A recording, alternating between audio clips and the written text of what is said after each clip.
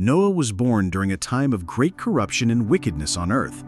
The world, once a beautiful place, had been overtaken by sin and violence. People had turned away from God, living in ways that defiled the earth. Every thought and action of mankind was wicked, and the world was filled with suffering and evil. The hearts of men were continually bent on wrongdoing, and God's heart was grieved by the state of his creation. Amidst this darkness, Noah emerged as a beacon of hope. Born to Lamech and his wife, Noah was a child of promise. Lamech, his father, believed that Noah would be the one to bring comfort and relief to a world that had been tainted by sin. He named him Noah, which means rest or comfort, in hopes that his son would be a part of God's plan to restore the earth. From an early age, Noah's parents taught him to fear and love God. While the world around them grew increasingly evil, Noah remained faithful to the Creator. In his heart, Noah understood that the world was spiraling out of control, and yet he trusted in God's promises. Despite the widespread corruption and immorality, Noah continued to live righteously, making him stand out in stark contrast to the people around him.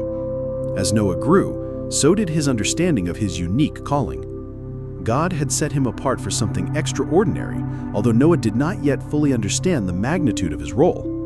The wickedness that plagued the earth was a sign of judgment, and Noah knew that God's wrath would one day be poured out. He was unaware of how he would play a part in God's plan, but his obedience to God would soon become the key to the world's salvation. Noah's life was marked by righteousness and faith. He was a man who had chosen to follow God's commands in the midst of a corrupt world. His life of obedience would soon be tested in ways he could never imagine, and through it, Noah would become the man through whom God would rescue humanity and all living creatures from destruction. Don't forget to like and share with your friends. Subscribe to the channel so you don't miss any exciting stories, and turn on the bell to receive notifications firsthand. We want to hear your opinion. Comment below on what you think of this video and share your thoughts with us. Let's be part of this journey of faith and learning together. As Noah grew older, the corruption of the earth continued to spread. People's hearts were hardened against God, and the world was filled with violence and wickedness. The natural beauty of creation had been marred by sin, and the world had become a place of despair. Each day, God saw that the situation was worsening, and his heart was filled with sorrow for the people he had created. Humanity's disobedience was consuming the earth, and it seemed as though the world was beyond redemption. Now the earth was corrupt in God's sight, and the earth was filled with violence. God saw how corrupt the earth had become, for all the people on earth had corrupted their ways. Genesis 6:11. God, in his righteousness, was deeply grieved by the state of the world. He had given humanity free will, but instead of choosing good, people had chosen evil, and the earth was now full of violence and destruction. Yet, even in the midst of such darkness, Noah remained a righteous man. God looked upon Noah and saw a man who was faithful and true, a man who had not been swept away by the evil around him.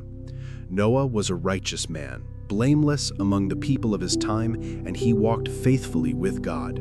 Genesis 6:9. God chose Noah to be the one who would carry out his divine plan to save creation from utter destruction.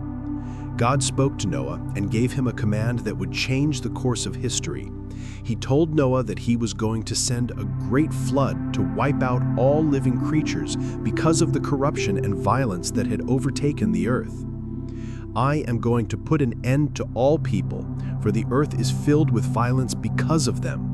I am surely going to destroy both them and the earth. Genesis 6:13.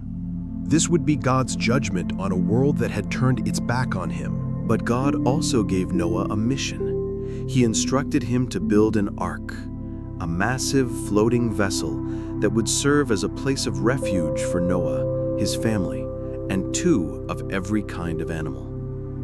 So make yourself an ark of cypress wood, make rooms in it, and coat it with pitch inside and out. Genesis 6:14. God provided specific instructions on how to build the ark, and Noah obeyed without hesitation. He trusted God completely, even though he did not fully understand why the flood would come or how he could possibly carry out such a monumental task. Noah began building the ark, but the world around him mocked and ridiculed him. The people of the time laughed at the idea of a flood. They had never seen anything like it before. The earth had never been flooded, and they couldn't fathom such a disaster happening. But Noah did not waver. His faith in God was unwavering, and he knew that the flood was coming, just as God had said. Despite the mockery and the disbelief of the people, Noah continued his work, trusting in God's promises. The building of the ark became a testament to Noah's faith. He worked tirelessly, day after day, constructing the massive vessel that would be the key to his survival and the survival of the animals. With each nail he drove, Noah was not only building a physical structure, but also building his trust in God. He was preparing for a future he could not yet see, but he knew that God's plan was perfect and that he had a vital role to play in it. As the years went on and the ark neared completion, Noah knew the time for the flood was drawing near. The world around him remained oblivious to the impending disaster. Despite Noah's warning, the people continued in their sin, living as if nothing would ever change. They mocked him for building such a massive vessel, especially in a place where there was no sign of a flood. But Noah was unwavering in his faith and obedience to God, and he knew the flood was coming, just as God had said. Then, as God had promised, the time arrived for Noah to gather the animals into the ark. It was a miraculous moment. 2 of every kind of animal, male and female, came to Noah and entered the ark, as God had commanded Noah. In an order that could only be orchestrated by God himself, the animals began arriving, 2 by 2, in pairs from every corner of the earth. Every species, from the mighty lion to the smallest insect, was led by God's hand into the ark. This was not a random occurrence. This was a divine orchestration, a sign of God's sovereignty over all creation. Noah, with the help of his family, began to welcome the animals into the ark. Each animal found its place, and the ark, which had once seemed like a massive, unyielding structure, now became a living, breathing sanctuary. There were lions, elephants, birds, and reptiles, all living together in harmony. Though the ark was cramped, there was peace within it, because it was a place of refuge, a place of safety from the coming storm. As Noah and his family worked to prepare the ark and bring in the animals, they were met with great opposition from the people around them. The mocking and ridicule continued, and the people still refused to listen to Noah's warnings. But as the animals entered the ark, Noah could see that God's plan was being fulfilled. This was not just an act of survival. It was the fulfillment of God's promise to preserve life, to protect his creation, and to offer a new beginning. Finally, after all the animals had entered the ark and the doors were sealed, the time had come for Noah, his family, and the creatures to be protected from the storm. As Noah and his family entered the ark, the door was shut behind them, sealing them inside. Then the Lord shut him in. God himself closed the door, symbolizing his protection and the beginning of a new chapter for creation. At that moment, the first drops of rain began to fall. The skies, which had been clear and calm, darkened, and a heavy rain began to pour down upon the earth. The people outside the ark, who had continued to ignore Noah's warnings, now realized that the flood was real. The rain began to pour in torrents, and the waters began to rise, flooding the earth in a way that had never been seen before. The great flood covered everything, rising above the highest mountains, until all life outside the ark was destroyed. The floodwaters continued to rise, and for 40 days and 40 nights, the earth was submerged underwater. Noah and his family, safe inside the ark, could hear the storm raging outside, but they were secure in God's protection. As the waters flooded the earth, the ark began to float, drifting upon the vast sea. Though the destruction was happening all around them, Noah trusted in God's promise. The ark was a place of safety and salvation, and it would carry them through the storm. Inside the ark, Noah and his family, though safe, were reminded daily of the devastation that was taking place outside. It was a time of reflection, of knowing that God was judging the world for its wickedness, but also of knowing that God had provided a way out for those who were faithful to Him. As the waters continued to rise, Noah and his family waited, confident that God's plan would unfold as He had promised. The floodwaters covered the earth, and the judgment of God was complete. Yet, in the midst of the destruction, Noah and his family were preserved by God's grace, and the ark continued to float, carrying with it the hope of a new beginning for the world. The storm outside was fierce, but the hope of salvation was secure inside the ark, where Noah and his family waited patiently for the day when they would be able to step out into a new world. After many days of rain and rising waters, the flood continued to cover the earth.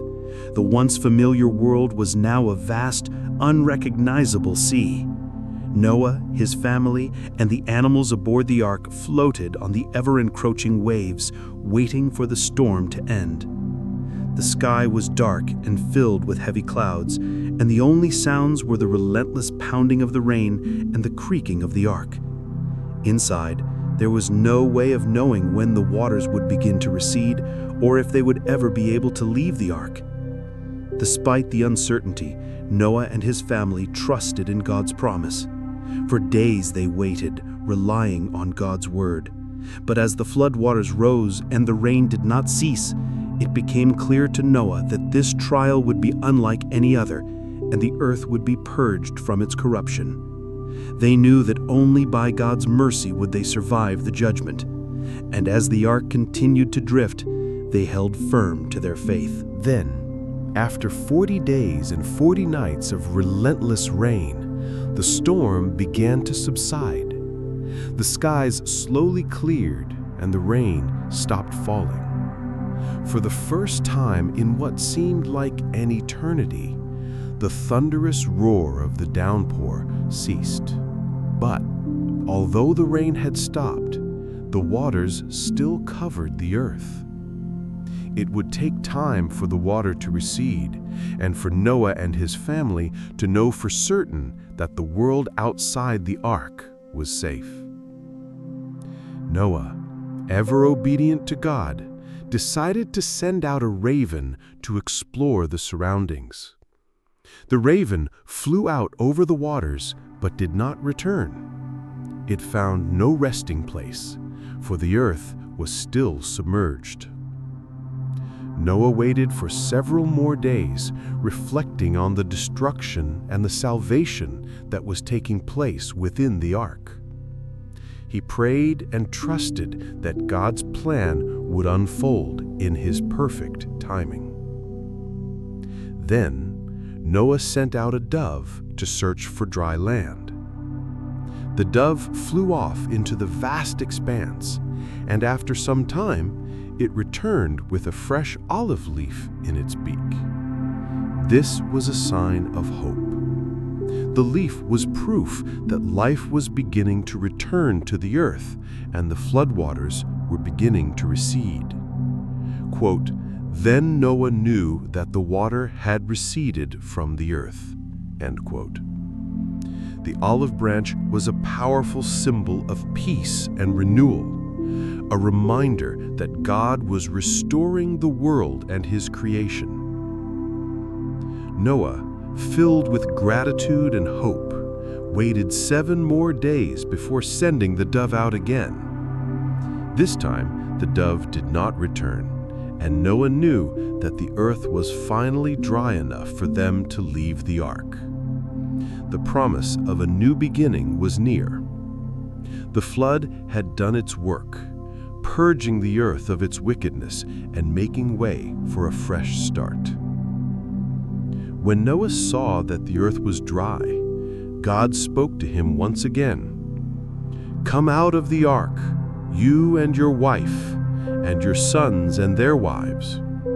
Bring out every kind of living creature that is with you, the birds, the animals, and all the creatures that move along the ground, so they can multiply on the earth and be fruitful and increase in number upon it." End quote. Genesis chapter 8, verses 16 to 17. Noah and his family, along with the animals, were now free to step out of the ark and enter into a world that had been cleansed by the flood. The earth was ready for the rebirth of life. It was time for the animals to return to their habitats, for the plants to grow, and for Noah and his family to fulfill their part in repopulating the earth. Before they stepped out, however, Noah took one final moment to thank God for his mercy. As the door of the ark was opened and the sunlight bathed the world outside, Noah offered a sacrifice to God, a symbol of his gratitude for the salvation of his family and the renewal of creation. God, pleased with the sacrifice, promised Noah and his descendants that he would never again destroy the earth with a flood. "Never again will I curse the ground because of humans, even though every inclination of the human heart is evil from childhood. And never again will I destroy all living creatures as I have done." God's promise was sealed with a beautiful rainbow in the sky, a sign that he would never again flood the earth. The rainbow would be a constant reminder of the covenant between God and all living creatures on the earth. As Noah and his family stepped out of the ark onto the dry land, the world they entered was one of renewal and promise. The floodwaters had receded, and the earth was beginning to show signs of life again. The land was fresh, the skies were clear, and the sunlight warmed the earth once more. It was a new beginning, not just for Noah and his family, but for all of creation. God had cleansed the earth, and now his creation was ready to flourish again. Noah, overwhelmed with gratitude, offered a sacrifice to God, a burnt offering from the clean animals he had brought into the ark. This act of worship was more than just an offering of animals. It was a sign of Noah's deep appreciation for God's mercy and faithfulness.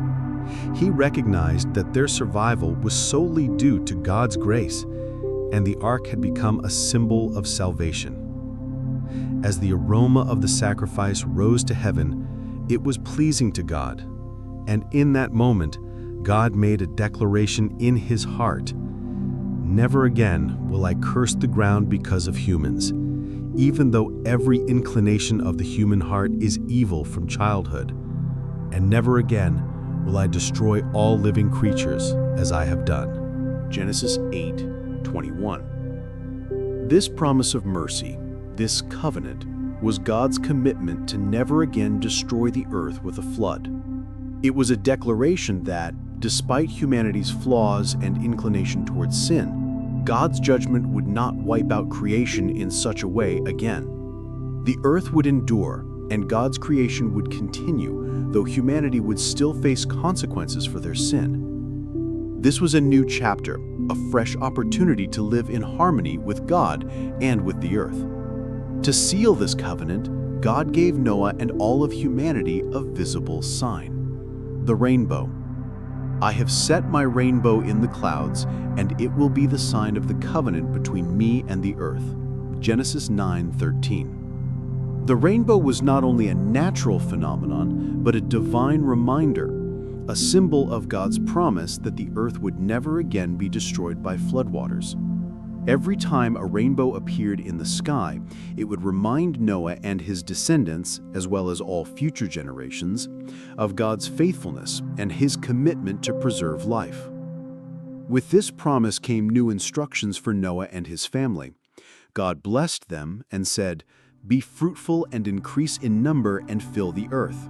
Genesis 9:1. They were given the responsibility to repopulate the earth, to multiply and spread throughout the world as part of the divine plan to restore life to all corners of the earth. The earth, which had been corrupted by sin, was now to be filled again with people, animals, and plants in accordance with God's will. In addition to this blessing, God established a new principle for human life, the sanctity of life. Whoever sheds human blood, by humans shall their blood be shed, for in the image of God has God made mankind. Genesis 9:6. This was a command to honor the value of human life, a reminder that humans are made in the image of God and should respect and protect life in all its forms. As God established this covenant with Noah, he also reaffirmed his promises of protection. Never again will all life be cut off by the waters of a flood. Never again will there be a flood to destroy the earth. Genesis 9:11. God had chosen to preserve Noah's family and the animals on the ark, and now, with the rainbow as a symbol of his covenant, God had ensured that the earth would endure and that his creation would continue to thrive. Noah and his family, knowing that they were part of something much bigger than themselves, began their work of repopulating the earth.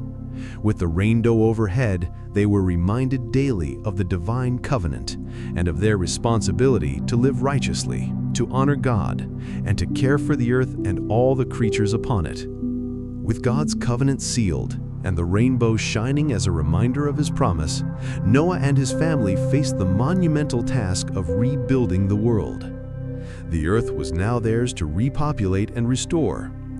While the flood had brought devastation and destruction, it had also brought with it the promise of a fresh start.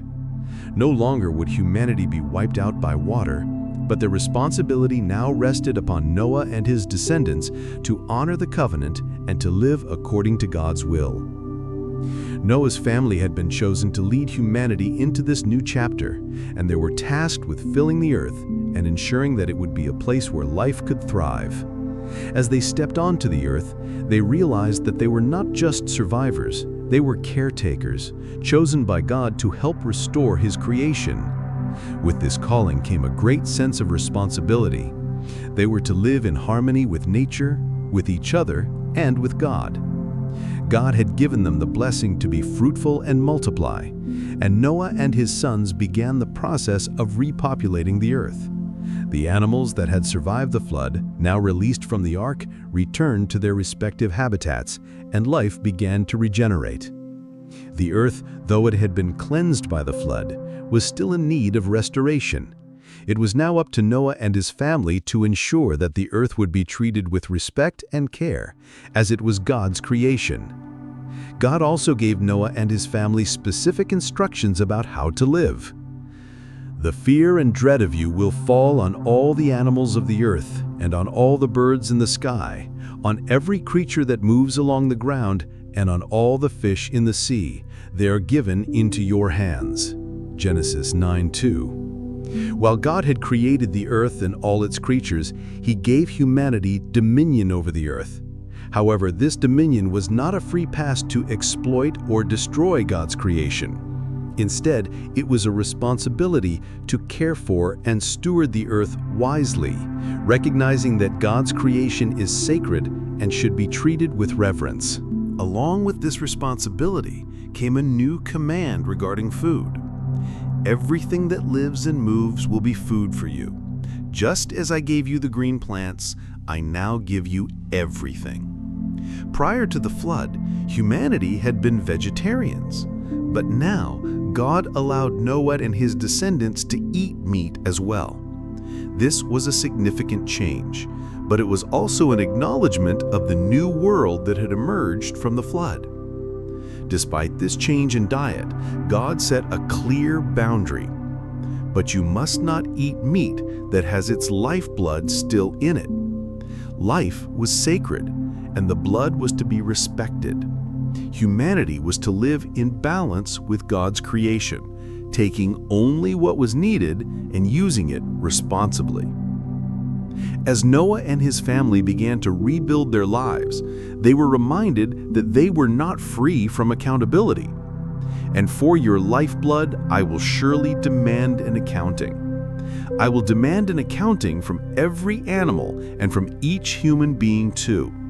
I will demand an accounting for the life of another human being." This verse served as a reminder that God would hold humanity accountable for their actions. Every life was precious, and each person was responsible for respecting and protecting the lives of others. Noah and his family were not just rebuilding the earth, they were rebuilding the relationship between humanity and God. God had given them a second chance, and now it was up to them to honor that gift. While the world outside the ark had been destroyed, the new world was filled with hope. But with that hope came the responsibility to live righteously, to honor the covenant, and to care for all of creation. As Noah and his family settled into their new life, they did so with a deep understanding of the weight of their mission. They knew that God had given them the earth to tend to, and they were entrusted with the task of filling it with life, peace, and justice. They also knew that the consequences of sin were still real, and that their actions would have lasting effects. But in this new world, there was hope. Hope that humanity could live in harmony with God's creation, just as He had intended from the beginning. As the floodwaters receded and the earth began to dry, Noah and his family found themselves on the threshold of a new world, one that had been cleansed and restored by God. The promise of a new beginning lay before them, but with it came a great responsibility. They were the first to step into this newly restored creation, and the task of rebuilding humanity and living according to God's will fell to them. Noah and his family understood that they were not only survivors of God's judgment, but also caretakers of the earth. The world had been ravaged by sin, and the flood had wiped out the corruption that had plagued creation. Now, the earth was once again ready to be filled with life, and Noah, as the chosen vessel of God's plan, was entrusted with the care of the earth. God's first command to Noah and his sons was to be fruitful and multiply, filling the earth with life once again. Be fruitful and increase in number and fill the earth. Genesis 9:1. This was not just a command for Noah's family, but for all of humanity to come. God's promise to Noah was to continue through his descendants, and it was their responsibility to repopulate the earth with righteousness and respect for God's creation. Along with this blessing, God also gave Noah a responsibility to live justly and to honor the sanctity of life. Whoever sheds human blood, by humans shall their blood be shed, for in the image of God has God made mankind. God made it clear that humanity's actions would have consequences, and that all life is sacred. He was calling Noah and his descendants to live in a way that respected and honored the value of human life, and that they were accountable for their actions. The earth, though restored, was still fragile. Sin still lurked in the hearts of men, and Noah knew that it would be their responsibility to live justly and to uphold the laws of God. But this wasn't just about avoiding violence or sin. It was about living in harmony with one another and with all of creation as stewards of God's gifts. The covenant God had made with Noah was not just a promise of protection, but a call to live according to divine law, to establish peace, and to care for the world. Noah and his family were reminded of this covenant every time they saw the rainbow. God set the rainbow in the sky as a visible sign of His promise. I have set my rainbow in the clouds, and it will be the sign of the covenant between me and the earth. Genesis 9:13. The rainbow became a symbol of hope, peace, and the eternal covenant between God and His creation. It reminded Noah and his descendants that no matter how difficult life might get, God's love and faithfulness would never fail. However, despite the peace and promise of the rainbow, humanity was still subject to the temptation of sin. While Noah was a righteous man, he was not immune to weakness. After the flood, Noah grew a vineyard and drank from the wine. In his drunken state, he committed a grievous error which led to a disturbing incident with his son, Ham. Instead of showing respect for his father, Ham mocked him and exposed his father's shame. In contrast, Shem and Japheth, Noah's other sons, acted with honor, covering their father's nakedness without looking at him. When Noah awoke and learned what had happened, he pronounced a curse on Ham's descendants, but blessed Shem and Japheth for their respect and honor. This incident served as a sobering reminder that even though the world had been restored, sin still existed in the hearts of men. Even Noah, who had been faithful and obedient to God, was vulnerable to sin. But God's covenant remained intact, and his faithfulness was unwavering. Despite the sin that would continue to arise in the world, the rainbow stood as a reminder of God's unbroken promise. It was a symbol of his grace and mercy, a constant reminder that he had chosen Noah and his family to begin a new chapter in humanity's history. The earth, now free from the floodwaters, was ready to be inhabited again. But it was up to Noah and his descendants to live in accordance with God's commandments and to teach future generations to honor the Creator. With each passing day, Noah and his family worked to rebuild the world.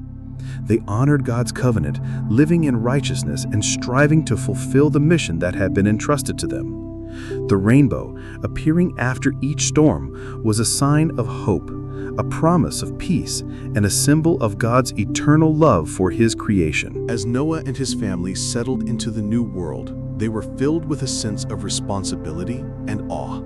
The earth, once washed clean by the flood, was now ready to be repopulated, and it was their task to bring it to life once again. The earth was beautiful and fresh, but it was also fragile, and they were the caretakers of God's creation. They were called to live in harmony with it, ensuring that the world would flourish according to God's will.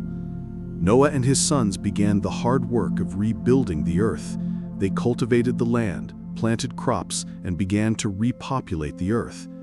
The animals that had survived the flood were released back into their natural habitats, and nature began to recover from the devastation.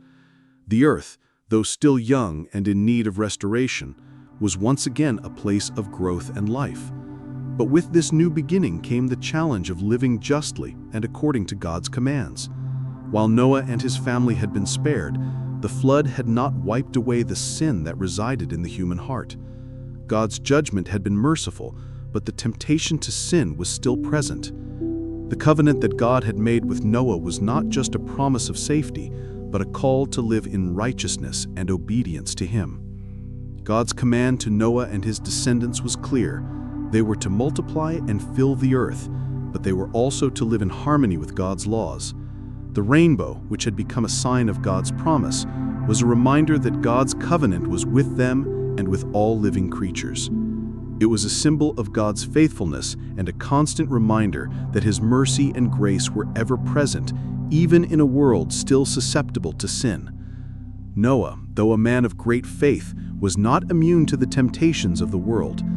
After the flood, he planted a vineyard and drank from the wine he had made. In a moment of weakness, Noah became drunk, and in his drunken state, an incident occurred that would forever affect his family. His son Ham saw his father's nakedness and mocked him, failing to show the respect that was due to Noah as the patriarch of the family. But Noah's other sons, Shem and Japheth, acted with honor. They took a garment and walked backward to cover their father, refusing to look at his shame. When Noah awoke and realized what had happened, he was deeply grieved.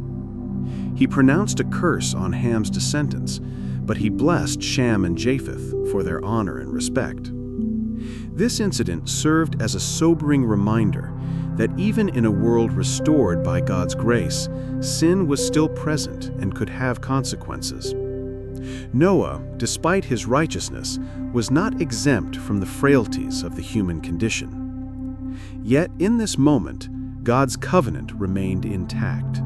The promise of the rainbow, the promise of restoration and peace, stood firm. Noah and his family understood that the covenant they had with God was not just a promise of protection, but also a call to responsibility. They were tasked with living justly, with honoring life, and with respecting the creation that God had entrusted to them. The rainbow served as a constant reminder that God had chosen to renew his relationship with humanity and all living creatures, and that this new world, though still marked by the potential for sin, was one in which God's grace would continue to guide them. As time passed, Noah and his family worked to establish a new society, one built on the principles of God's covenant. They taught their children and grandchildren about the importance of living in obedience to God, of respecting life, and of caring for the earth. They knew that the flood had been a judgment, but it had also been a merciful act of restoration. The earth had been given a second chance, and it was up to them to honor that opportunity. And so, as Noah looked up at the rainbow in the sky, he was reminded that God's promise was unbreakable. The world was still a place of beauty and wonder, but it was also a place where God's law needed to be followed. The rainbow, which had appeared after the storm, now symbolized the peace that came from living in accordance with God's will. It was a reminder that, though humanity was imperfect, God's love and faithfulness would never fail. As Noah and his family began to rebuild the world, they started to fill the earth as God had commanded. With the floodwaters now fully receded, the earth was open for them to inhabit. The fields were fertile, the rivers flowed with water, and the trees began to grow once again. Humanity was given the task to multiply and spread throughout the world, repopulating it with people who would honor God's covenant. Noah's 3 sons, Shem, Ham, and Japheth, and their families began to settle in different regions, each establishing their own communities. They built houses, cultivated the land, and began to form the foundations of the new world. Generations followed, and the world began to look more and more like it once had before the flood. Yet, despite the fresh start, Noah and his family knew that they were still responsible for living according to God's commands and for teaching the future generations about the importance of justice, righteousness, and obedience to God. But as time went on, humanity began to face the challenge of remembering and adhering to God's will. Despite the blessings and promises given to Noah and his descendants, there was still the potential for sin and disobedience. The human heart remained inclined toward evil, and the possibility of turning away from God was always present. The generations that followed Noah were no different, and the temptation to forget God's covenant began to grow. God, seeing the human inclination to sin, made it clear that he would not tolerate disobedience. He set certain guidelines for Noah and his descendants to follow, not only to ensure the stability of society, but also to maintain the purity of their relationship with him. As humanity began to spread across the earth, these laws were given to maintain order and to help avoid the same fate that befell the world before the flood. One of the first steps that God took to guide Noah's family was to establish the sanctity of life. Whoever sheds human blood, by humans shall their blood be shed. For in the image of God has God made mankind. This command emphasized the importance of human life and its sacred value. God reminded them that every person was created in His image, and therefore every life should be protected and respected. God also established certain laws to govern the consumption of food. Noah and his descendants were allowed to eat the meat of animals, but they were commanded not to eat meat with the lifeblood still in it. But you must not eat meat that has its lifeblood still in it. Genesis 9 verse 4. This law was meant to remind them of the sanctity of life and the need to respect God's creation. By respecting the life in the animals, humanity would also respect the Creator who made them. As Noah's descendants spread across the earth, they established cities and communities. However, as time went on, disobedience began to creep in again. The temptation to live apart from God's guidance grew stronger, and the people began to turn away from the principles that had been set for them. They forgot the lessons of the flood, and the world once again began to experience the effects of sin. Noah, who had seen the great judgment of the flood and had experienced the restoration of the earth, was troubled by the signs of disobedience he saw emerging in the new world. The very promise of the rainbow, which was meant to remind humanity of God's faithfulness, now seemed distant as the world slipped into sin once more. But Noah remained faithful to God, continuing to teach his family about the importance of obedience to God's laws. He knew that the world was still fragile, and that God's covenant, while steadfast, required human cooperation to thrive. As humanity spread across the earth, the responsibility of following God's commands fell to each individual, each family, and each nation. The lessons of the flood were meant to guide the world, but they could only remain meaningful if humanity continued to walk in the ways of righteousness. God had given them the earth to care for, and it was up to them to ensure that they lived in accordance with His will. The rainbow remained in the sky as a constant reminder of God's covenant, but the challenge of remaining faithful to that covenant was now in the hands of the next generation. The question remained: would humanity choose to obey and live in harmony with God, or would they once again turn away from the promise of peace and restoration? As Noah and his descendants began to settle into their new lives on the earth, the weight of the responsibility that had been placed upon them became more apparent. The earth was once again a place of growth and potential, but it was also a place where human choices had real consequences. The covenant that God had made with Noah, though firmly established, still required active participation from humanity to remain intact. The promise of God's protection, symbolized by the rainbow, was a continual reminder that God had chosen to preserve life. But this promise did not mean that humanity was free from the responsibility of living justly. God's covenant was a living agreement, one that needed to be upheld not just by Noah and his family, but by all future generations. As the earth began to be repopulated, Noah and his sons faced the challenge of maintaining the integrity of the covenant, passing down the principles of justice, mercy, and obedience to the generations that would follow. One of the most important aspects of the covenant was the sanctity of life.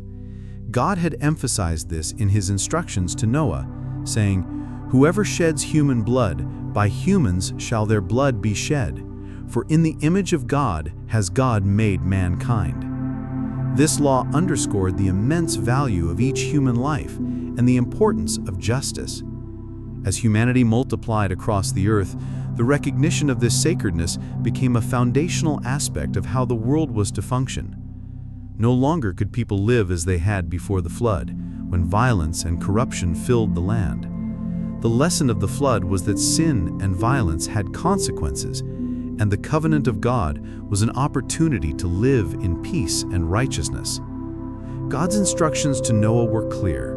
The people were to live in a way that honored His creation and upheld the sanctity of life. The rainbow, which was a sign of God's promise to never again destroy the earth with a flood, served as a constant reminder of this responsibility. But this covenant also came with a deep call to live in harmony with the earth itself. God had entrusted humanity with the care of the land, the animals, and each other, and this trust required a deep sense of reverence for creation. However, even as Noah's family grew and spread across the earth, the human tendency to sin remained. The lessons of the flood and the promise of the rainbow seemed distant for many, and the temptation to act outside of God's will remained. Despite the peace that had been promised, Noah and his descendants would face challenges that would test their faithfulness to the covenant. As generations passed, the story of Noah and the flood would be passed down as a reminder of God's judgment, His mercy, and His enduring faithfulness. but it would also become a call for future generations to uphold the values of justice, mercy, and respect for life. The covenant that God had made with Noah was not just for Noah and his family, it was a covenant for all of humanity, one that continued to call people to live in accordance with God's will, to care for the earth, and to honor the sanctity of life. In this new world, Noah and his descendants were given the opportunity to rebuild what had been lost, but the challenge of living righteously in a fallen world remained. The covenant was a gift, but it also came with responsibility. And as humanity continued to spread across the earth, the question remained, would future generations choose to walk in the ways of God, honoring the covenant and living in peace? Or would they turn away from the promises and fall into sin once more? With the rainbow shining as a symbol of God's enduring promise, Noah and his family began to work toward a new future. They knew that the earth had been restored, but they also understood that the true restoration would only come when humanity fully embraced the call to live justly, to love mercy, and to walk humbly with their God. The rainbow, ever present in the sky after the storms, would continue to serve as a sign of hope, a sign that God's covenant was unbreakable, and that through faithfulness and obedience, the earth could once again be a place where peace and righteousness reign. As Noah's descendants began to multiply and fill the earth, they spread out across the land, establishing new communities, cities, and cultures. The world was beginning to look more like it had before the flood, with people working the land, building homes and raising families. The commandment to be fruitful and multiply, Genesis 9:1, was being fulfilled, and the earth was repopulating with life. Yet, as humanity spread across the earth, the question of obedience to God remained central. The covenant that God had made with Noah and his descendants was clear. Humanity was to live in harmony with God's will and to uphold the sanctity of life. But as time passed, the memory of the flood and the covenant began to fade for many. Despite the promise of the rainbow as a constant reminder, human hearts still inclined towards sin. The generations that followed Noah began to experience the tension between the divine calling to live justly and the temptation to act in ways that dishonored God's covenant. Though the flood had washed away the corruption that had filled the earth, sin was still present in human nature. The descendants of Noah were no longer living in the direct presence of God as Noah had, and the challenge of remembering and obeying God's laws became more difficult. In this new world, the people began to build cities and organize their societies, but with the growth of civilization came the temptation to turn away from God's commands. In the city of Babel, humanity's pride and desire for self-sufficiency led to a significant act of disobedience. The people, united by a single language, decided to build a tower that would reach the heavens. Let us build ourselves a city with a tower that reaches to the heavens, so that we may make a name for ourselves. Genesis 11:4. The people's desire was not only to build a physical structure, but to assert their independence from God, to make themselves powerful and self-reliant. This act of defiance against God's will was a clear sign that humanity had not fully embraced the covenant that God had made with Noah. The desire to build the tower was rooted in pride and a desire to establish control over their own destiny, rather than trusting in God's plan. The people's actions were a rejection of the humility and dependence that God called them to have. In response to this arrogance, God intervened. He confused their language, causing the people to be unable to understand each other. As a result, they scattered across the earth, unable to complete their tower. The city of Babel became a symbol of human pride and the consequences of disobedience to God's will. The incident marked a turning point in humanity's journey, showing the dangers of pride and the need for humility before God. While this event at Babel was a clear indication of humanity's continued struggle with sin, it also served as a reminder of God's sovereignty. God had the power to disrupt the plans of men when they strayed from His will, and the story of Babel became a cautionary tale for future generations. The covenant with Noah still stood, but it was clear that humanity would have to continually choose to live in accordance with God's commands, lest they fall into the same patterns of sin and rebellion that had led to the flood. Even in the midst of this disobedience, God's promise remained unbroken. He had promised Noah and his descendants that He would never again destroy the earth with a flood. But that did not mean that humanity was free from the consequences of sin. The story of Babel was a reminder that living apart from God's will leads to division, confusion, and destruction. The people at Babel had sought to make a name for themselves, but in doing so, they had forgotten that it is only through God that life can truly be built and made meaningful. As humanity continued to spread across the earth, the tension between God's promises and human disobedience remained. The covenant that God had made with Noah was still in place, but it was up to each generation to choose to honor that covenant. The rainbow, still visible in the sky after each storm, continued to remind the people of God's faithfulness, but it was clear that the road ahead would require constant vigilance and obedience to God's will. As time passed, Noah's descendants spread out across the earth, and humanity began to form nations, societies, and cultures. Yet the temptation to live apart from God's guidance remained. While God's promises were clear, humanity's ability to remain faithful to them was not.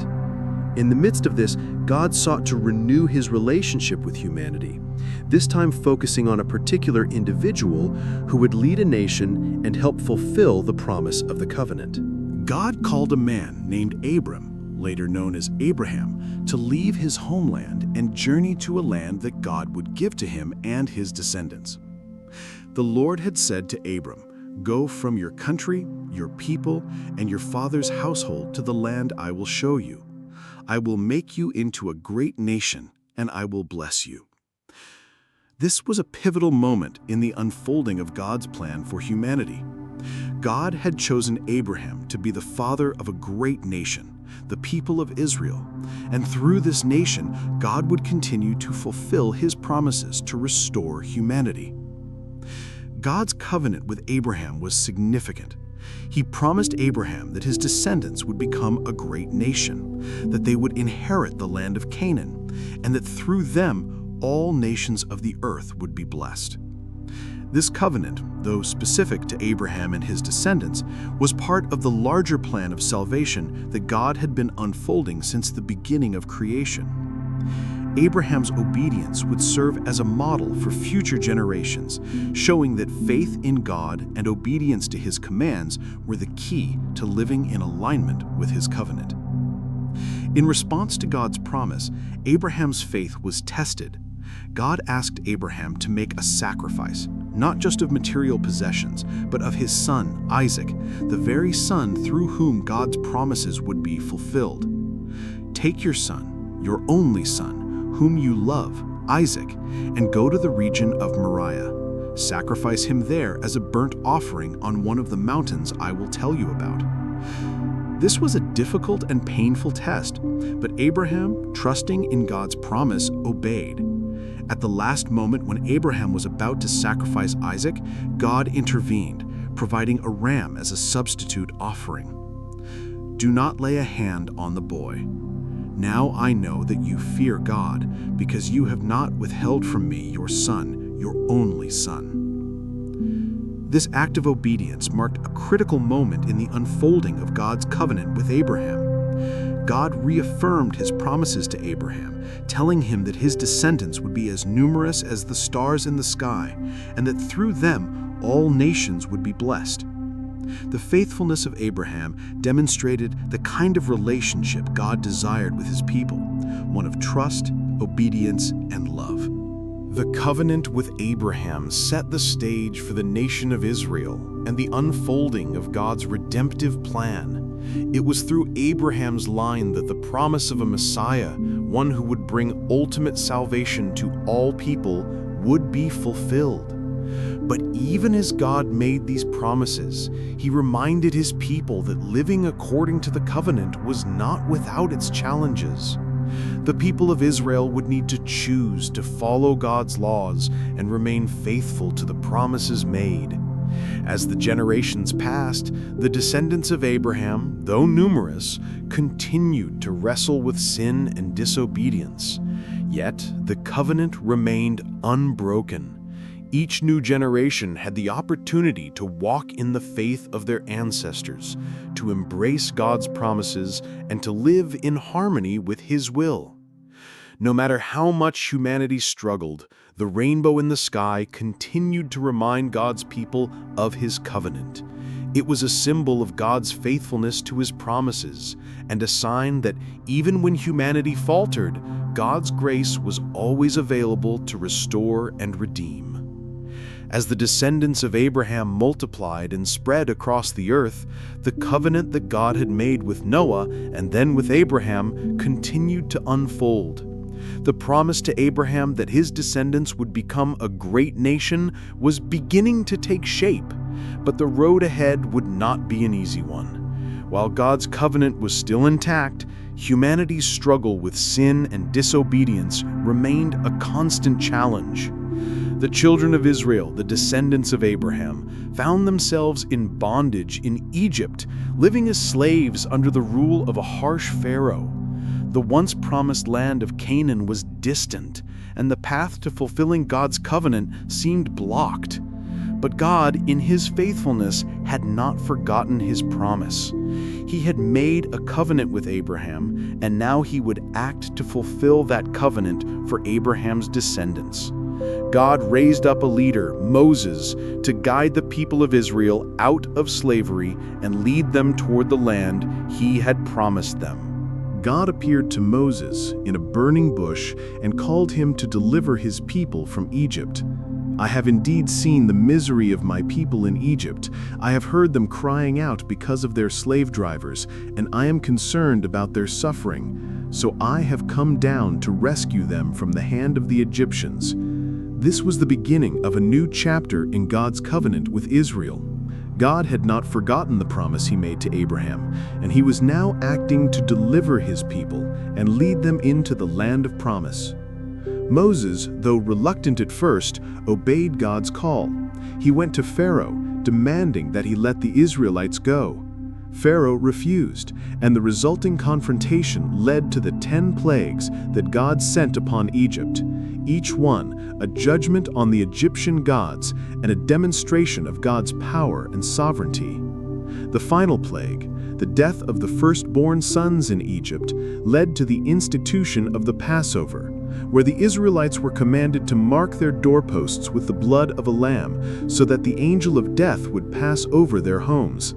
This act of faith marked a significant moment in the history of Israel, symbolizing God's deliverance and His protection over His people. After the 10th plague, Pharaoh finally relented and allowed the Israelites to leave Egypt. The people of Israel, led by Moses, crossed the Red Sea, with God parting the waters to make a way for them. As they crossed into the wilderness, they were free, but the journey ahead was still difficult. They would wander in the wilderness for 40 years before entering the Promised Land, and during this time, God would continue to shape them into a nation set apart for Him. The covenant God made with Israel was reaffirmed at Mount Sinai, where God gave Moses the 10 Commandments and the law. These laws were meant to guide Israel in their relationship with God and with one another. They were to live as a holy people, set apart from the nations around them. The laws were not just about moral behavior.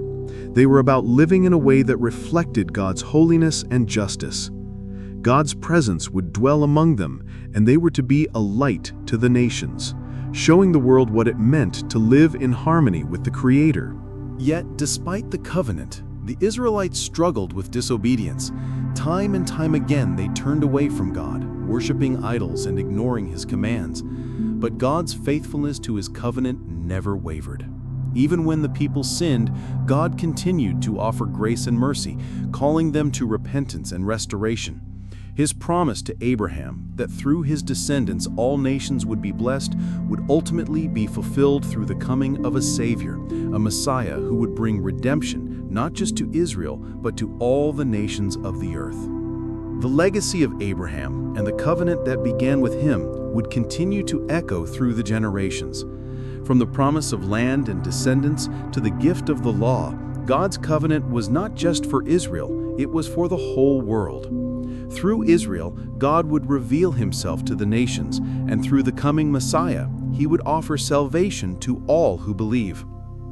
The promise made to Noah, to Abraham, and to the people of Israel was part of a larger plan that was unfolding, one that would culminate in the arrival of Jesus Christ, the ultimate fulfillment of God's covenant.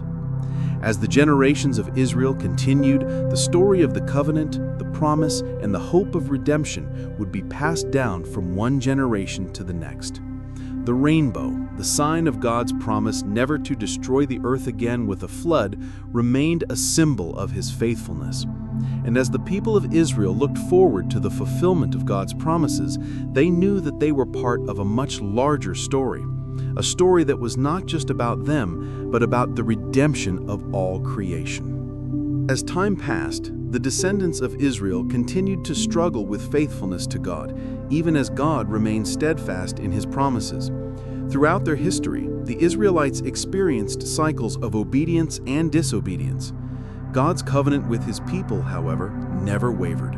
From the time of Noah to the time of Abraham, and from Moses to the prophets, God's plan of redemption was being unfolded step by step.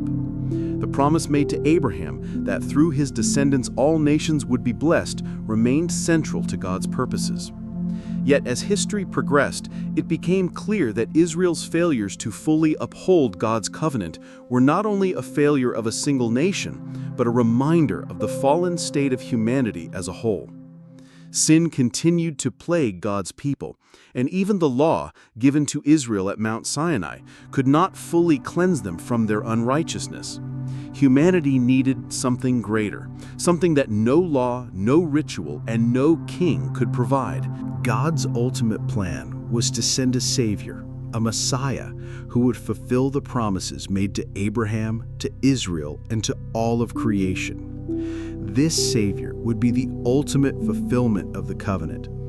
He would not only restore the relationship between God and his people, but would also provide a way of salvation for all nations. This promised Messiah, the hope of all generations, would bring about the complete restoration of humanity and the earth. The Messiah, Jesus Christ, was born into the lineage of Abraham, and he came to fulfill the covenant in ways that no one could have imagined. Through his life, death, and resurrection, Jesus would bring salvation to the world. He became the perfect sacrificial lamb, the true fulfillment of the promise made to Noah and Abraham. His blood, shed on the cross, was the ultimate sacrifice that would cover the sins of all people, not just the Israelites, but the entire world. Jesus' death and resurrection were the fulfillment of the promise that through Abraham's seed, all nations would be blessed. Jesus was not only the King of Israel, but the Savior of the world. Through his sacrifice, the covenant that God had made with Noah, with Abraham, and with Israel was brought to its ultimate fulfillment. Jesus was the embodiment of God's grace and mercy, offering forgiveness and redemption to all who would believe in him. As Jesus established a new covenant through his blood, he offered the gift of eternal life and reconciliation with God. The promise that God had made to Israel was now extended to the entire world. No longer was the blessing confined to the descendants of Abraham. Now, through faith in Christ, anyone, regardless of nationality or background, could become part of God's family. The rainbow, the symbol of God's covenant never to flood the earth again, became even more significant in light of Christ's work. It served as a reminder that God's promises are unbreakable. While the flood had been a judgment, Christ's sacrifice brought a new hope. The flood had washed the earth clean, but it was through Jesus' blood that God washed away the sins of the world. The rainbow now stood as a symbol of God's faithfulness, not just to one people, but to all people, calling everyone to be reconciled to Him through Jesus Christ. The restoration of the earth, which began with Noah and continued through the covenants made with Abraham, Moses, and Israel, was now fully realized through Jesus Christ. He was the fulfillment of all God's promises, and through His work, the world would ultimately be restored to its intended purpose. The earth, though still broken by sin, was now under the reign of the true King, who would one day return to establish His eternal kingdom. In this new covenant, God's people were not bound by laws alone, but were called to live by faith in Jesus Christ, the fulfillment of God's promises. The hope of restoration, the hope of a new creation, was now a living hope, available to all who believe. And so, as we look to the future, the rainbow continues to serve as a sign of God's enduring covenant. It is a reminder that His promises are true, that He will never leave us or forsake us, and that through Jesus Christ, the restoration of all things is assured. The story of the covenant, which began with Noah and continued through the generations, finds its ultimate fulfillment in Christ, the Savior of the world, who will one day make all things new. Did you like the video? Don't forget to leave your like and share it with your friends. Subscribe to the channel so you don't miss any exciting stories, and activate the bell to receive notifications firsthand. And we want to know your opinion. Comment below what you thought of this video and share your thoughts with us. Let's be part of this journey of faith and learning together.